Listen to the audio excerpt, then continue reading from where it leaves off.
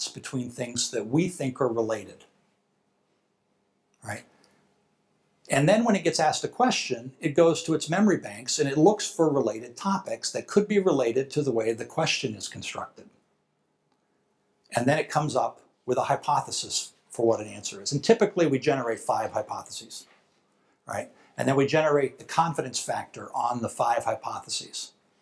One of the things that we've put into the system, given that most people would mistrust a computer, right, that gives you an answer, is we allow the person to ask why. And this is the first class of computers you've ever been able to ask the why question. Why do you think that's the answer? And Watson can actually do an evidence trace back through everything it's read that leads it to conclude that that's the right answer and this is why, right? So that gives the user of the system more confidence in how the computer came up with the answer, right? We think that's important when you get into fields like medicine, and we don't want machines diagnosing things. We want machines becoming referential advisors, right?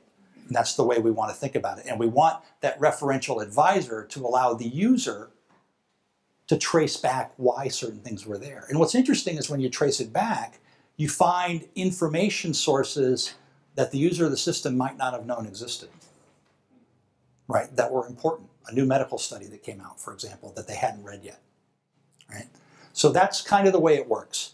And then, as I said, it adapts and it learns from usage. So it gets better all the time, right? It gets more confident in its answers the more times it's asked the same question, right? Much like we do. The kinds of things that you can do with the system is you can ask it questions, right? And this is interesting because the system can absorb massive amounts of information and you can ask questions in natural language, right? So you're not having to think about how to write a program to generate a particular response. You're asking, when's the next solar eclipse? Right?